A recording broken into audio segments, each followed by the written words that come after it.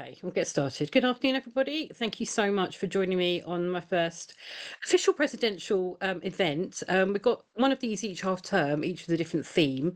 And this first one is High Challenge at Key Stage 3. So the aim of these Teach Meets is to get lots of different people involved in contributing to geography nationally, giving people a chance who might not have otherwise presented to talk about things they do within their own schools, and to give a way of sharing ideas that is available to everybody. These will be available on YouTube later if it is something you want to share with departments or pass on to anybody else. We are making them available to watch at a later date as well. So we've got definitely 5 people speaking today, possibly 6. I haven't heard back from someone, and my colleague who was going to speak has actually dropped out last minute because she's gone home ill. My department are dropping like flies. I don't know if that's happening anywhere else. But I will do the session she was going to do if we have time. I wasn't planning on speaking myself today because I want to hear from other people, but I will if we need to. Rebecca is going first. Rebecca, if you want to start sharing your screen, and then I'll just introduce you. Pop your sound on. So Rebecca Lester is an ex-colleague of mine, actually. She's been teaching geography for 23 years in a variety of schools, and she's currently at the school that my daughters go to. Though neither of them have been fortunate enough to have as a teacher yet. She's done a lot of experience with GCSE and A level as well. She's been an examiner, a lead examiner for OCR for 18 years, and she's been working on their OCRB specification too. She's got lots and lots of experience in raising the profile of geography, getting more students to do it at A level and GCSE. And I'm going to go on mute and pass you over. Thanks, Rebecca. Is my screen sharing is my first question. It's all working perfectly. I'm just going to open the door to my children. So I leave the screen. It's not because I'm not listening to you. Okay, perfect. Right, hi everyone. It's nice to be here and to be talking Rebecca, to you. And I wanted to just kind of speak to you about how we work on making students think hard, basically, with the idea of sort of thinking about activities at Key Stage 3, but really these can apply to any Key Stage, and equally it really does help with progression from Key Stage 3 into Key Stage 4, because obviously you're building these things in as you go. So key policy is always to teach to the top of the class and make work challenging all the time. There should always be that challenge and sort of idea that the students can be stretched whenever they're in your lesson. That can include having a no hands up policy, so that they've got to be ready to answer. They've always got to be aware and alert. Some days that works better than others, depending on what mood they're in, but it definitely helps in terms of engaging them and encouraging them. But first key tip is always teach to the top, and then if you need to, scaffold down. All right, so it provides a challenge for everybody in the room, and there is always aspirational work there. Now, we use what's called think hard strategies. Now, in the school that I'm in, thinking hard is what they call it, but I've put this into kind of my own geography, branding, geographical context, so that we can start using these key terms with our students. So I've kind of done it in a way that is like sort of reduce, reuse, recycle, and the idea is that you're thinking about your knowledge and understanding with that, with the aim to, as I said, encourage challenge. So thinking about knowledge and understanding, the first thing we consider to do is looking at tasks which are reducing. So rather than, copying information, we could be saying reduce some information into key points. Reduce it into so many words. Take the information and explain that information in so many words. Or even having sort of could be a little case study.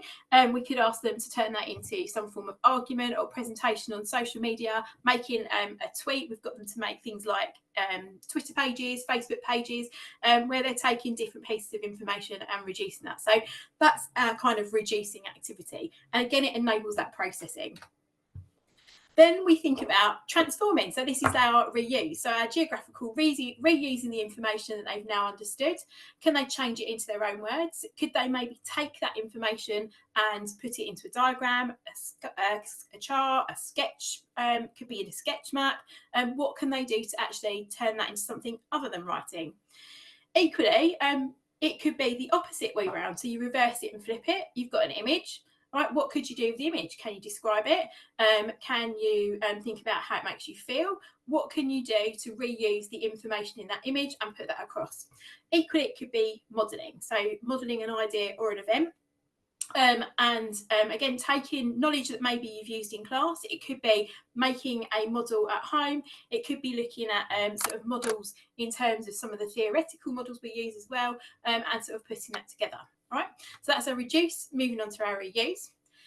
Now, another reusing our information idea is thinking about analysing and prioritising our information. So it is about changing the most serious problem potentially in an argument into an image.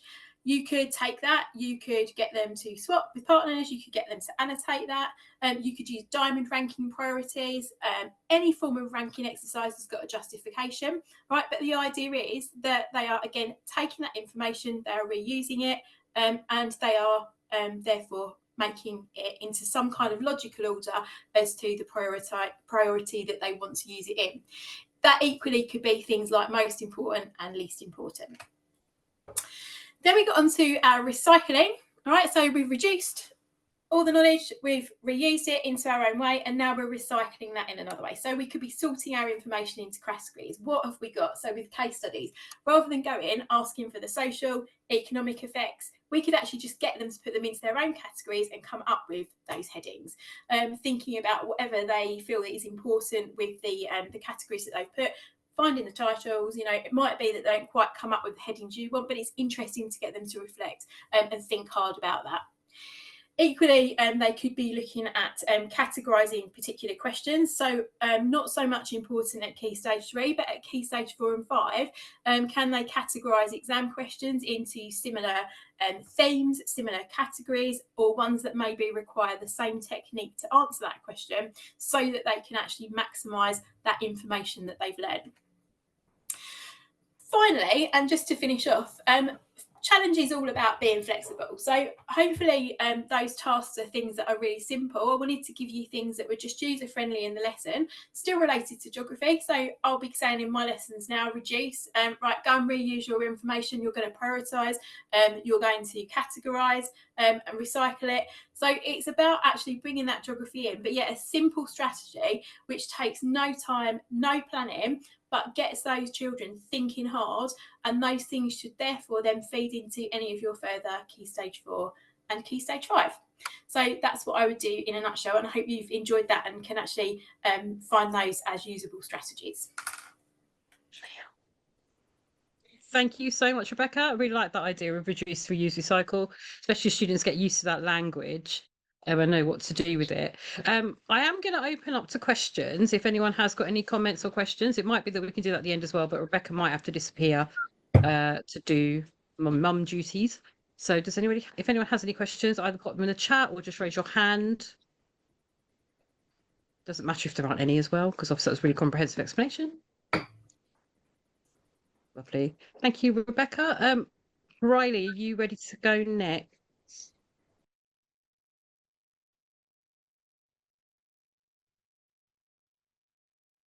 I'm going to take that as a yes. Right, Briley is another experienced teacher. She's been teaching 20 years, 10 of which has been internationally. She's just started teaching the school in Peru, and Briley is also one of our new GA awards. She was labelled Geography Champion at the award ceremony in April, alongside another geographer as well. And that is one of our, just to plug the awards actually, while I'm thinking about them. Geographical Association Awards nominations are open from now. It'd be really nice to get lots of different people nominated. And you can do that from now. And there's lots of different categories. They're all on the website, so feel free to go ahead and nominate great geographers. Thank you so much. Briley, when you're ready to share your screen, over to you.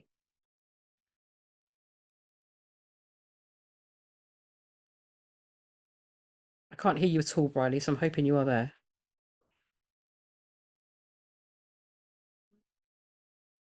Issues with connections from other countries. I can't hear you. No sound, Briley, at all from you at the moment. Are you speaking?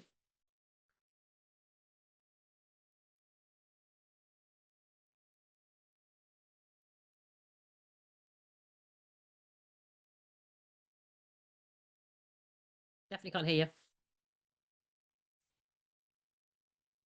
Shall I come back to you? Would that be easy? I've just gone. Shall I come back in? 1 second. I'm just going to talk in between. So coming up, we do have a variety of sessions. I would ask Alice to go next, except Alice is on. Oh no, she's back. Bridie, let Bridie back in. Hopefully, she can work on it.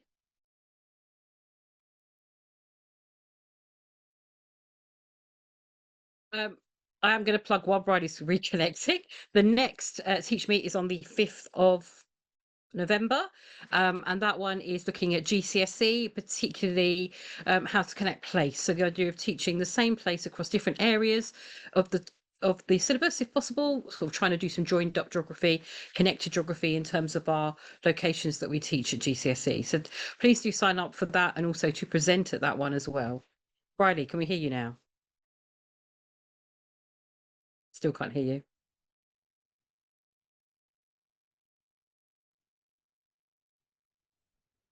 Bridie, we can't hear you, so I think you might have to try a different device, possibly. I don't know where your sound is. I'm going to bring you back in late. Oh, I can hear you now. Perfect. No, I think best thing to do there it is. is. Yes. Yeah, can you hear me? Yep, can hear you now. Yeah, okay. Yep. That's why then. Okay, so we are talking about a Swift Spearman's rank. It's kind of like a play on words, really. Can you see the presentation? Yep. Great. So we can't hear you now, so that's perfect. So we looked at Taylor Swift actually as an inquiry project to look at what factors determine the location of major cultural events. So the Eras tour has obviously been huge, and we teach in Peru. And the Swifties in Peru were very sad that Taylor Swift did not come to Peru, as you can see from the little screenshot down here. So we wanted to examine why did Taylor Swift actually go to different countries and not actually to Peru. So this is the whole idea behind it, and we're looking at gross national income. So it's kind of playing on income factors and to see if Taylor Swift was actually bribed to play in countries like Singapore. So we looked at the inquiry activity, collected data, put it into a nice table like this, and gave them some questions about what was Taylor thinking and what factors might have affected her decision to actually play for those particular countries. So after the number of concerts, the student then had to calculate what the population and GNI data was. So I put the little links on as well for you, so you can have a look if you want to do this inquiry. But the whole reason that we wanted to do this was to make sure that they could design choropleth maps. So we put some choropleth ideas into there, but we wanted to challenge the students further. You have to remember 100% of our students are EAL. So doing the maths part as well is a little bit more tricky, because we're asking them to think about what does the word correlation mean and challenging them that way. So we gave them a hypothesis to test, which you can see just there, that there is no significant relationship between GNI per capita in a country and the number of concert dates for Taylor Swift. So when they had researched the Taylor Swift concerts, they had examined that there were 20 countries where she had gone to play, looked at the GNI data. Of course, you can show that data on a scatter graph, but the whole idea of challenging to the top was to get them used to using statistical techniques, because this is our S2 students, which are the equivalent of year 9 in the UK, and they're going on to do their GCSEs, and our students still do coursework here. So we want them to push themselves in further by doing higher level stats test for their coursework as well. Well, you can do it two ways. You can model it, which we think is the best way, underneath your visualizer, or you can get them to do it online as well by using an online Spearman's rank calculator once they have found out the data that they need to do. We like to model it because we want the students to be able to work through it with us and not just give the computer gives them the answer, because sometimes they don't know what the answer is. So definitely get yourself a visualizer. And I had put on here the Island Geographer website, can't say that one enough, because that's got all of the stats tests on there for you to actually be able to run through if you are unsure of how to carry out a Spearman's rank or any other things. What we want them to actually do, though, is to look at the correlation correlation to be able to write themselves what the correlation actually is. So we give them this example of the correlation degree so that when they have calculated the Spearman's rank, they are able to then go and explain what type of correlation that it has and whether it matches their scatter graph as well. So we're really kind of, you know, going back old school and doing it step by step with them. We use the statistical information to go a little bit deeper because then they did investigate whether there was bad blood. We did ask them to put some Taylor Swift songs in there about neighboring countries. So they used the stats test to then start to research how would Taylor Swift's fans in neighboring countries actually feel, and like, could they afford to go on the ticket? So we're using all of the information to get them to do a presentation to allow them to practice speaking in English as well. And then we asked them to feed back in terms of what they had learned about the actual project and how they use the Spearman's rank and what they found it difficult about. So if I come to this side here, you can see that they did learn about it. They thought it was difficult, but they found out that it was much easier than they thought when we worked through it together. We have something here called proud work. So the students have to give an example in their portfolio of when they feel proud about something that they have done. And the Spearman's rank came up majority for S2 students at that particular time. And then the maths department got in touch with us and said, oh, wow, we didn't know that you were doing Spearman's rank so early on. So they were really pleased that we were pushing them a little bit further with the stats test. So yeah, that's how we challenge our students in terms of using more numerical data to explain in their inquiries. Here we go. Thank you. Thank you very much. Any questions for Oh, Bryony from Hina. anybody? Oh. While I'll give you a chance. Can you hear me now? Can you hear me? She's changing her sound over, I think, so she can hear us, hopefully. I love doing Spearman's with Key Stage 3. And I think as long as you can explain it, the process is, they really do get stuck into it. But I know some people are sort of scared of introducing it that early, but I think it is a really good high challenge task, because once you break it down, they can all do it, but it's obviously more about what that Spearman's rank test is showing them later that's the important part. But you know, it's definitely one of those things where they feel like they've achieved something when they finished it. It's one of those light bulb moments that our subject doesn't lend itself to in quite the same way as maths does. So it is nice to be able to have some of those in our subject. So thank you very much. Alice, are you ready? I think I've lost her again. She was here a second ago. Alice is on boarding duties, so she was popping in and out while she looks after students in her school. So I think we may have to come back to Alice. David, are you good to go next? Yeah, we certainly can be. So let me just introduce you. So David's another geography teacher from having taught for many years as well. I think you're 20 years plus two. Iceland expert, done lots of field work in field study tutoring in Iceland, and has written various articles, books, lots and lots of geographical background. And you're very much about the outdoors at the moment, are you, David? As you can see by the picture, that was quite good timing for me saying that. Over to you. Yeah, it's good. This is an image I used in a recent project in the national park, but I thought this was a really interesting sort of topic for a teacher to think about. And I went back actually to 2015 when I first was trying to grapple with this. And essentially the point of this quote is quite a lot of what happens is either because we're told that it should happen, or we're following along a curriculum, or we're not necessarily putting some huge thought into what we do. And I think just boiling it down to get high quality geography in that challenge, it's about knowing geography, knowing the geography curriculum, which is very different from knowing a national document, for example, knowing the pedagogy that goes along with geography, and then most importantly, and which I'm going to focus on today, knowing your students' context and community. And certainly from my context, they were almost exclusively coastal strip secondary schools, sort of, 1,000, 1,500 students, and probably what could be called fairly challenging. But I think in all settings, we can get that high challenge. And there's two things I want to focus on. The first is teach what they can handle. I'm using this image. Yes, it's my dog. However, I live just off the beach in Worthing, and what I see in July every single year are lots of students going down there to look at the beach, and I saw some students down there actually this week today. And here, the groin that students learn about in the classroom, but actually within Worthing, they're wooden and rock.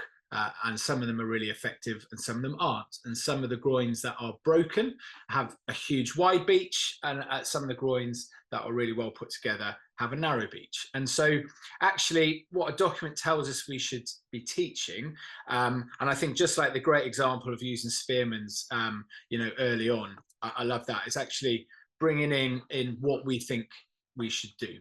So for example, that high quality teaching learning from lesson 1 of year 7.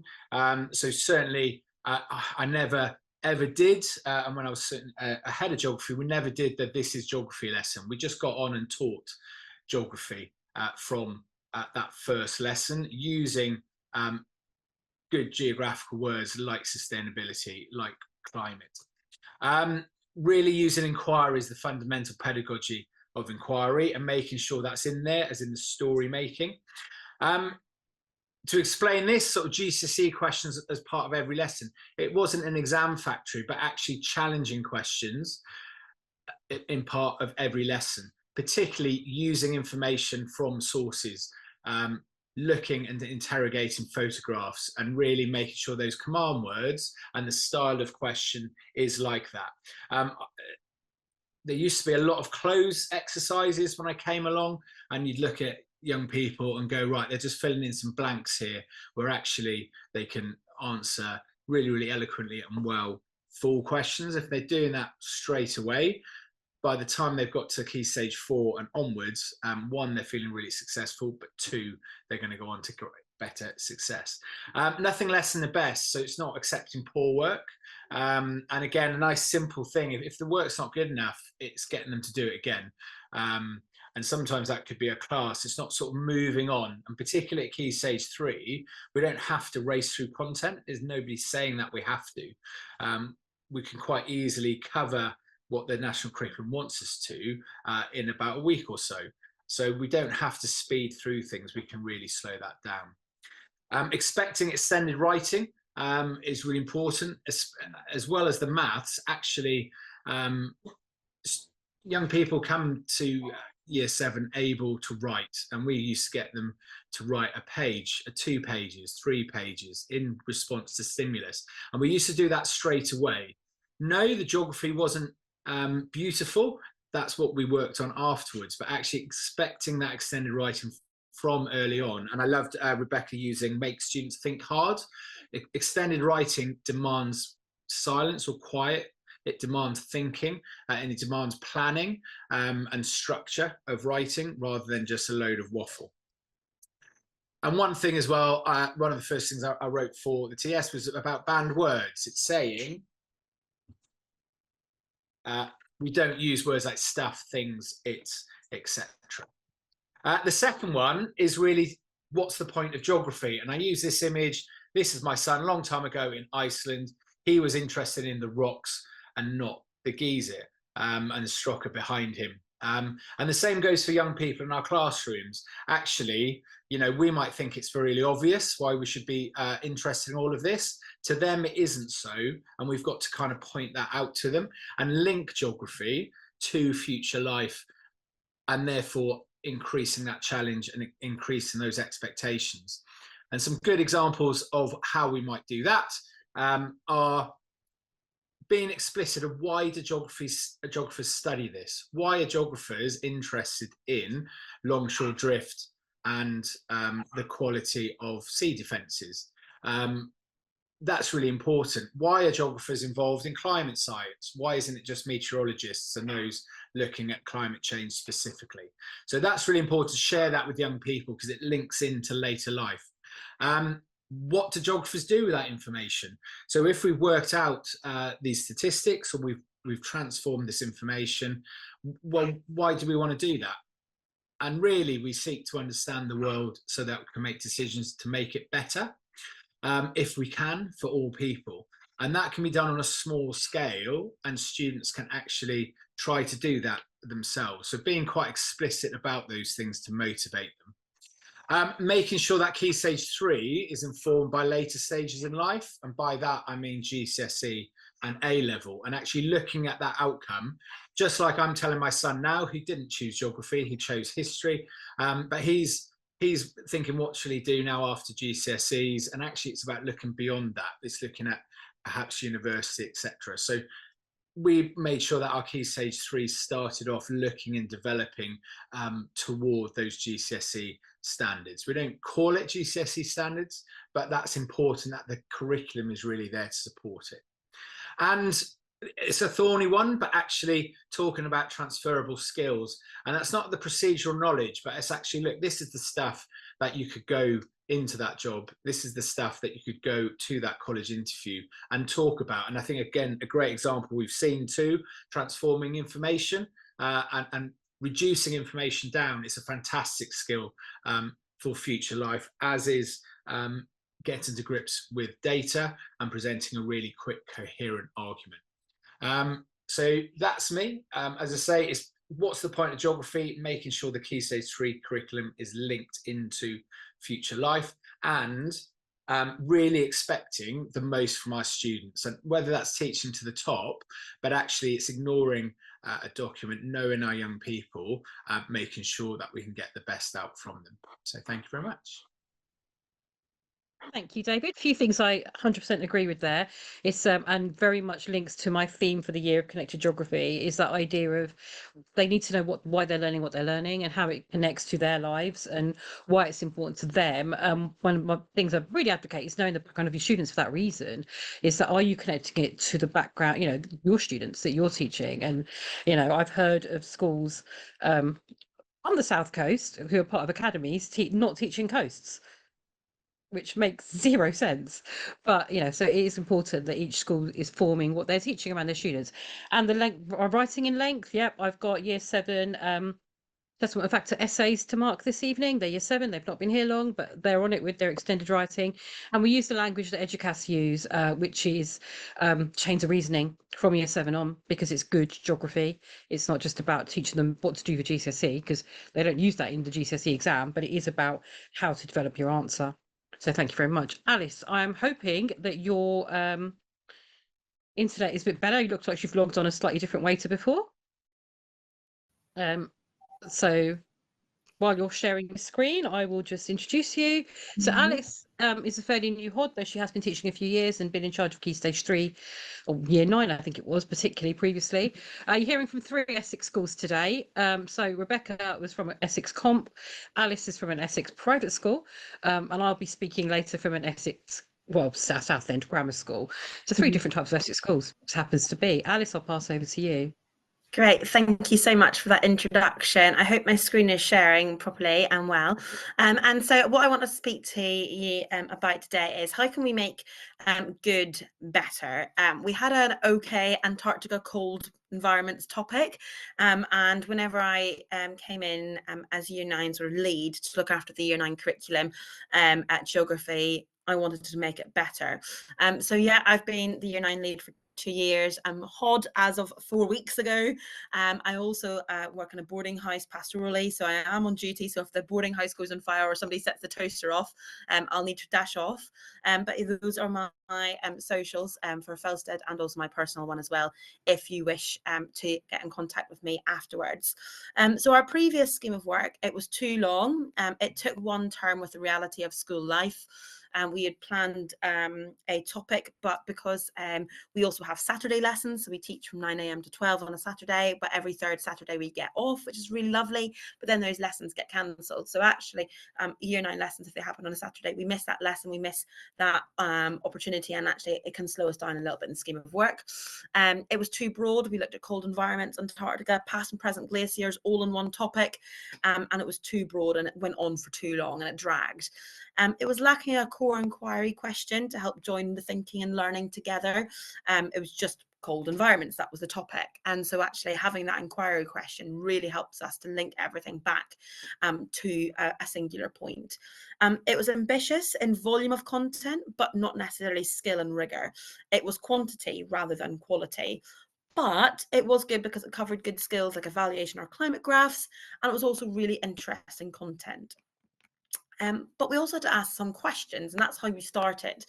And we've wanted to know, what did the kids want to know and what did we want them to know? And this was really inspired by Kate Stockings at the 22 GA conference, where she did a talk on what do we actually want the geography to be? What is at the core of our lessons? And how can we be super intentional about that? What content is taught elsewhere? So we actually get our pupils in year 9. So we miss the year 7 and year 8 of Key Stage 3. That's done in the prep school and in our feeder schools, whether they be other prep schools or other secondary schools, and then the pupils join in year 9. So how could we actually make the most effective use of our time if we've only got them in Key Stage 3 for 1 year before they do the GCSE scheme of work? What skills do we want them to have before, if they don't pick GCSE, and what skills do we want them to leave with? What about assessment for and of learning? How are we going to do that? What do we want them to be able to do by the end of the topic? And what also, most importantly, what do the pupils enjoy and engage with most from the topic that we had?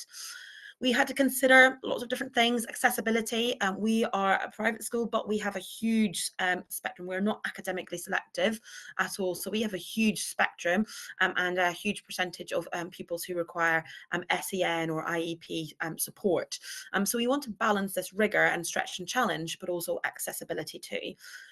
Whole school changes we also needed to adapt to, like planning new assessment strategy, and that had to be built into scheme of works rather than just sort of ad hoc and as we would end of topic tests. Prep has also changed in our school, or what some schools' homework, and so actually we need to plan prep into the scheme of work, whereas beforehand that wasn't the case. Flexibility, for year 9 they have an early lunch, so some lessons are 40 minutes instead of 50. So how do we address that to make sure that we can make most of those 40 minutes lessons, and those lessons aren't just being cut short but actually are adaptive and flexible? Year 9 entry point can be really tricky because we've got pupils coming with lots of different schools, lots of different challenge topics that they've already covered, lots of skills that they've done, and you might also find that with pupils coming and going different schools, etc. But we also want to prepare them for GCSE, but we understand that they're still year 9 content. So the process that we had was these 4 steps.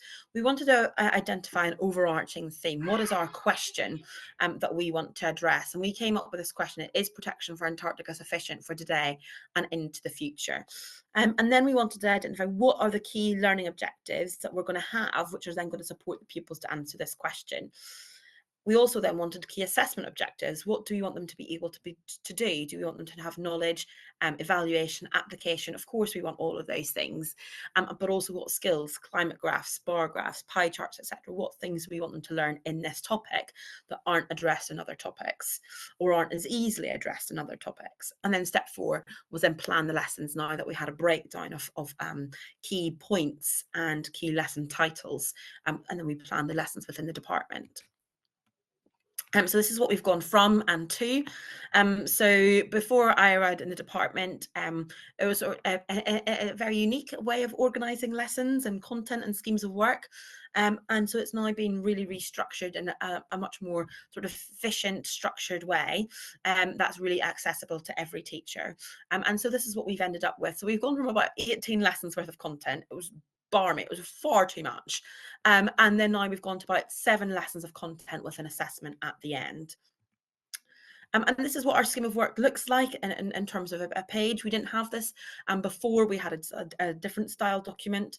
And so we've got our lesson titles, learning objectives, and this core content column is something that was inspired by Kate Stockings. And like, what is it? What is the geography that really needs to be taught here?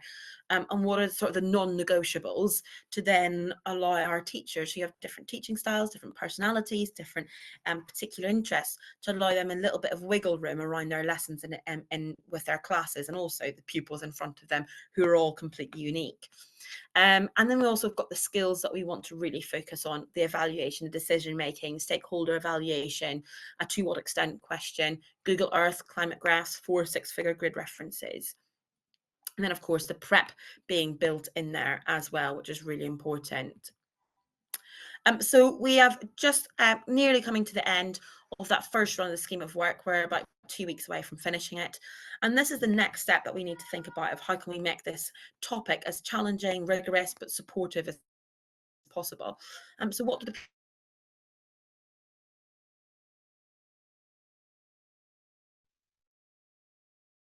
You're frozen there for a minute.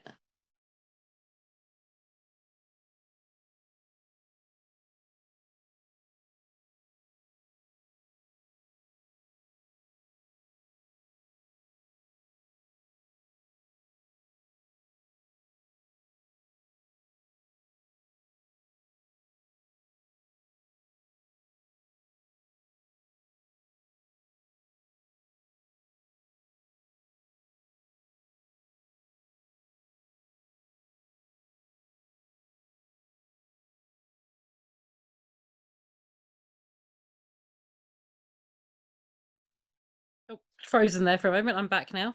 Thank you, Alice. I think you finished because your screen has gone. Right, really good to see from the whole structure of a scheme of work there as well, to looking at how we can adapt and make schemes of work more challenging. Okay, I'm going to share screen to do the last one. Just one moment. I'm using my daughter's laptop, so I'm hoping I'm doing the right things going on.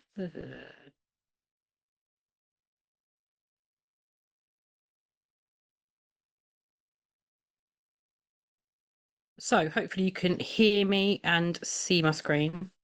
Yep, my audio is on. So my colleague was going to do this, but she's had to go home with a migraine. My department, like I said, is dropping like flies this week. So a bit of context, I do work in a girls' grammar school. Although it is a grammar school, we do have a wide variety of ability, mainly because some parents tutor their poor little 10, 11-year-olds ridiculously to get through the 11 plus exam. And then they can't actually process and don't have thinking skills for subjects like geography. But we do try and still make sure that we're putting a challenge in for everybody. And one of the things that we have become is a NACE school, which is the Association for Able Children. So we're looking at some of the things that NACE suggests in terms of developing those high ability students. Obviously, the point of this is to challenge at all levels. And we're putting in a challenge question. So promoting thinking, but not only thinking, but developing the skills of oracy and discussion as well. So it's not just about the geography, it's about other skills related to geography as well. And one of the reasons we put these in was for these reasons, but it was also for teacher sanity a little bit. We have periods in the year where we have year 11 and 13 mock exams going on, and we don't want to be setting homeworks, etc., for other year groups. So we've introduced what we like reading weeks, and this makes up the tasks for the reading weeks. So last year's program, 23-24, these are the questions that we set the key stage 3 year groups. So year 9 we did it, and year 8 we just did it once. And these were the overall questions that we set them. So we had taken the year 9 to go to the zoo as part of our rainforest topic to go and look at the rainforest animals. So this was sort of a reflection on, well, should we have gone there? They then heard that the year 8s had done, should we visit Dubai? And year 9 said, well, we want to discuss that. So they got to do the same one as year 9 from their request, because they'd heard the year 8s had loved it. Year 8 also had the plastic pollution question, and then year 7, which we found actually it didn't work, was the geography of Russia occurs for benefit. But we're looking at adapting and changing as we go. So originally we just did discussion. We all did discussion in different ways. So for me personally, in my classes, I use the Harkness technique. So what the Harkness technique involves is having students listening to each other as part of the group work. So you might have a group of 4 students doing discussion, and you have another 4 students observing, looking at their body language, looking at the kind of things they were saying, looking at how they were creating arguments, and then they would feed back to the original 4 students that were talking, and then they'd swap over. So that's how I did mine. Other teachers did it as a whole class discussion. We all varied in how we put it forward. The second time round, we felt we wanted something a bit more on paper. So we got them to think about their original thoughts. What did they think about the answer to the question, first of all? Then after they'd done their discussion, what they got from the rest of their group. Had they thought about come across things they hadn't considered at all? And have they changed their mind about the original answer to their question? So really getting them to consider what the developments were during discussion. Are they picking up on other people's thoughts and language and issues that they hadn't considered before? So looking into this year 7 didn't work. Our topic was too broad. We hadn't really done, the idea was introducing something new and challenging, but actually for some of them it was too challenging. It wasn't going to happen. And we did vary how it was carried out. So the way I did it got more students involved. Other teachers did do full whole class group work, which they felt didn't work as well because some people just weren't saying anything. Others did do small class group work, but then the observation had to be all teacher based. So, it's looking at what is a best combination for that. And things like doing the Harkness technique, where you've got students talking and other students listening, works really well in a school like mine because we don't have behaviour issues in the classroom at all. So that is something you might want to consider if you do have more challenging students. Although I did find that some of my year 9s who were very much not wanting to drop a GCSE and really on the lazier side, absolutely loved debating. Had one particular student, she would do the work in class as normal, but to the bare minimum. When we did these lessons, she was like, I love this. I love debating. I love doing this. And she got really, really into it. So they do tend to surprise you. However, it does involve them having done some pre-reading. So this is an example for the zoos. We set them this over a couple of weeks. We gave them the question and we said they had to read 3 articles or 2 articles plus a TED talk and then visit a couple of websites. So they didn't have to read every single article on here. Some of them did choose to. That was their choice. They didn't have to. They could choose 2 articles plus a TED talk or 3 articles and then have an explore of the different websites that we directed them towards as well. They did come with some sort of notes that they'd made so that we could see that they'd engaged with the articles or the videos or the websites, to show that they had some backup for their arguments, because that was one of the things that the students had to recognise in each other. Have they actually got facts, figures, reasoning for what they're thinking? And it's not just a view, well, I don't think we should go to the zoo because of all the animals that are caged. Well, what is their evidence for in fact it's harming animals or whatever it might be? And again, this obviously took a little bit of time and effort from my colleague who was meant to be doing this session. She spent quite a lot of time looking for the articles, but obviously some of these can then be used in future years. We are going to the zoo again with year 9 this year, so the plan would be that we use these articles again. Obviously, we will double check that they still are accessible, but also in the run-up to these lessons, the students found their own articles as well. Some of them were really enthusiastic about looking up their own things. So they shared those with us as well, so we can add those in as well to their thinking. So it is a fluid task. It's one where you've got to adapt it to what your classes are like. There is no reason why any ability can't be challenged with this task. If you've got lower ability students, you just might adapt what articles they're reading, or you might scaffold the way that they're reading them. You might read some in class with them before you do discussion. There's lots of different ways of making sure. The key thing, though, is to make sure that all students are engaged, and that is all to do with how you run the discussion/debate within your classroom. And for us, it works quite well because we have students that will take part. We still have students that are quieter, who won't speak on a whole class level, but they will speak in small groups. And the fact that they had to produce something to show that they'd engaged with the articles, whether that be scribbled notes or, some of them don't like to do anything messy, so they were very neat. Others were just doodles and bits of information placed around a page when they'd watch things. It was absolutely fine as long as they could show that there was some discussion involved. And we're happy to share those with people if anyone feels like they want to use them. They are absolutely welcome to just let me know, email me, message me, and I'm happy to sort of pass you over the articles that we've used so far. And that's my session. So apologies, apparently my screen was not showing and I couldn't actually tell. I'm going to try sharing it again, see if it actually works, because to me it said it was sharing. So I don't know what I did wrong. Let me try to do.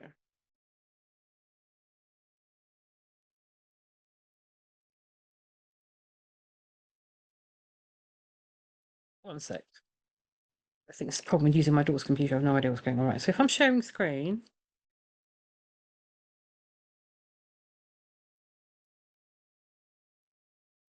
Is that sharing? Anyone see the PowerPoint?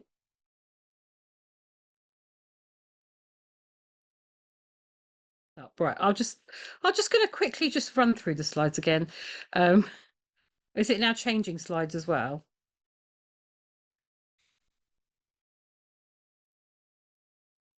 So again, there you go. I did talk it through, but hopefully it makes sense. I'll just show you them quickly. So these are the questions that we set for each year group. Like I said, year 7, we did it later in the year, just in terms of their developing of their language. Their speaking skills were done in other ways earlier in the year, but we may well introduce 2 to year 7 this year, because already they seem to be a lot more articulate than last year's year 7. This is what the sheets that we started using the second time round, where students could actually fill them in as they went along, picking up new ideas they hadn't thought of before. Yes, question 7 didn't work, so we're going to look at how we do that again, and this is the example of what we gave to students. So I'll leave that up for a second. That idea of, these are some articles you can read, you need to read at least 2 or 3 of them, you need to go to at least 2 of these websites, and it's over a fortnight. So, you know, we're talking a fair chunk of time where they're not doing anything else for homework for geography. This is just it. And the articles are different lengths. Some of them are quite short, some of them are a lot longer, but they have to show that they've engaged with the article somehow, whether that be making notes or writing some paragraphs or drawing some doodles, whatever it might be that's easiest for them, so that they have evidence to back up their arguments when they're doing discussion. Any questions about that? Hopefully that made a bit more sense. So we should have had one more talk, but the person who supposed to be speaking has not actually replied to my emails today to confirm that they are speaking, so we will be ending slightly early. I'm hoping that you found that useful. I would love feedback, and feel free to pop it in the chat if you did. I'd love people to speak at the next one, which is on the 5th of November, about teaching place at GCSE. So how do we teach case studies and examples? How do we try and connect examples to different elements of the syllabus to provide students with a more holistic view of the place rather than just one particular view of the place? So we'd really love some people to submit proposals for that. The link is on the GA website, along with the sign up, just as today's is. You can also watch this back on YouTube. Do get in contact if you want any particular resources from anybody, or you'd like to ask people a few more questions, or you want us to send you PowerPoint slides. Absolutely happy to do that. I'll just leave the chat up for a few minutes in case anyone wants to say anything else. But otherwise, thank you so much for giving up an hour of your evening. Hopefully I will see you again on the 5th of November.